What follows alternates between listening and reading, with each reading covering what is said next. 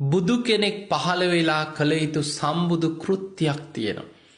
සමහරු හිතාගෙන ඉන්නේ ඔබ දන්නවා මාරයා පෙනී ඉඳලා ස්වාමීනී ඔබ වහන්සේ දැන් වැඩ හිටිය ඇති පිරිනිවන් පාන්න කියලා ආරාධනා කරා කියලා අපි අහලා තියෙනවා.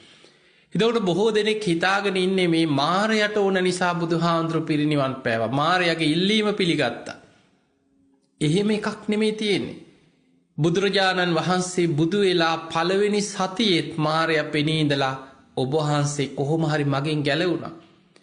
ඔබ වහන්සේ මේ ධර්මයේ නම් කිය වෙහෙසටපත් වෙන්න එපා. ඔබ වහන්සේ ඉක්මනින්ම පිරිනිවන් පාන්න කියලා මාරයා වජිරාසනේ මතදිත් පිරිනිවන් පාන්න ආරාධනා කළ බව ධර්මයේ සඳහන් වෙනවා. ඒ වෙලේ බුදුරජාණන් වහන්සේ වදාළේ පාපී මාරේ නුඹ කලබල වෙන්න එපා. අවබෝධ කරගත් ධර්මය ලෝකෙට දේශනා කරලා භික්ෂු භික්ෂුණී උපාසක උපාසිකා කියන සිව්වනක් පිරිස ලෝකෙ පහළ වෙලා ඒ අය ධර්මය ගැන ව්‍යක්ත විසරද බහුශ්‍රුත ධර්මදරාය බවට පත් වෙලා ධම්මානුධම්ම ප්‍රතිපදාවේදීලා සාමීචි පටිපන්න අනුධම්මචාරී ශ්‍රාවකයන් මේ ලෝකෙ පහළ වෙලා මගේ ශ්‍රාවකයෝ බුද්ධ ශාසනයේ බබලවන්න තරම් දක්ෂ ව්‍යක්ත විසරද ශ්‍රාවකයන් පහළ වන තෙක් තථාගතයන් වහන්සේලා බුදුවරු එහෙම පිරිනිවන් පාන්නේ නැහැ කිව්වා. ඒ තමයි බුදු කෙනෙක්ගේ සම්බුදු කෘත්‍යය. විටින් විට මාරයා 16 වතාවක් බුදුරජාණන් වහන්සේට පිරිනිවන් පාන ස්වාමීනි ඔබ වහන්සේ පිරිනිවන් පානසේක්වා කියලා ස්ථාන ගණනාවකදී සිහිපත් කරා කියලා මහා පරිනිබ්බාන සූත්‍රය සඳහන් වෙනවා.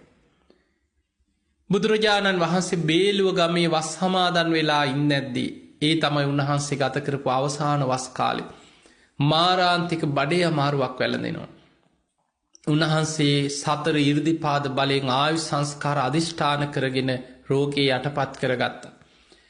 චාපාල චෛත්‍යස්ථානයේ අසලදී ආනන්ද හාමුදුරන්ට බුදුරජාණන් වහන්සේ සිහිපත් කර ආනන්ද බුදුරජාණන් වහන්සේ කියන්නේ සතර 이르දිපාද ධර්මයන් වඩපු කෙනෙක්. මේ සතර 이르දිපාද වඩපු කෙනෙකුට ආයුෂ් කල්පයක් වුණත් වැඩ ඉන්න පුළුවන්. හැබැයි ආනන්ද හාමුදුරන්ට ඒ වෙලාවේ මාරයා සැනින් හිත වහගත්තා කියලා. ආනන්ද හාමුදුරන්ගේ හිත. ස්වාමීනි කල්පයක් වැඩ ඉන්න සේක්වා සුගතයන් වහන්සේ කල්පයක් වැඩ ඉන්න සේක්වා කියලා ආරාධනා කරන ආනන්ද හාමුදුරන්ට බැරි වුණා. දෙවනි තුන්වෙනි වතාවෙත් බුදුරජාණන් වහන්සේ සිහිපත් කරා. ආනන්ද තථාගතයන් වහන්සේට කැමති නම් කල්පයක් වුණත් ආයුෂ වැඩ ඉන්න පුළුවන්. ඊට ටිකක් වැඩිපුර වුණත් වැඩ ඉන්න පුළුවන්. මාරයා හිත වහගෙන හිටියේ. අවසානයේ බුදුරජාණන් වහන්සේ වදාළ ආනන්ද දැන් ඔබ මෙතනින් ඉවත් වෙන්න. බුදුහාඳුරන්ට වන්දනා කළ ආනන්ද හාමුදුරුවෝ ඉවත් වුණා පමණයි. පාපී මාරයා පෙනී ඉඳලා සිහිපත් කරා ස්වාමීනි ඔබ වහන්සේට මතකද ඔබ වහන්සේ බුදු වෙච්ච දවසෙත් මං වජිරාසනේ මතදී පිරිනිවන් පාන්න ආරාධනා කළා. එදා ඔබ වහන්සේ මට මේ වගේ ප්‍රකාශයක් කරා. ඔබ වහන්සේට මං කීප වතාවක්ම පිරිනිවන් පාන්න ආරාධනා කරා. ඒ හැම වතාවෙම ඔබ වහන්සේ ඒ ප්‍රකාශයම සිහිපත් කරා.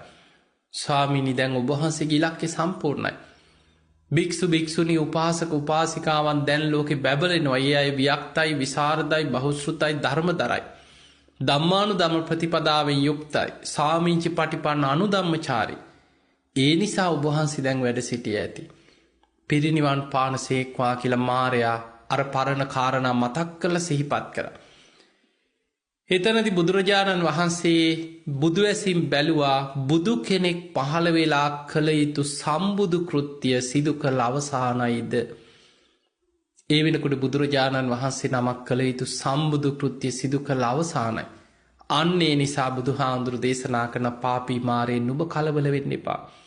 හරියටම තව මාස 3ක් අවසන් වෙන වෙසක් පුන් පොහෝ දවසේ තථාගතයන් වහන්සේ පිරිනිවන් පානවා කියලා අදිෂ්ඨාන කරලා එදා චාපාල චෛත්‍යස්ථානයේ අසලදී ආයු සංස්කාර අතහරින්න.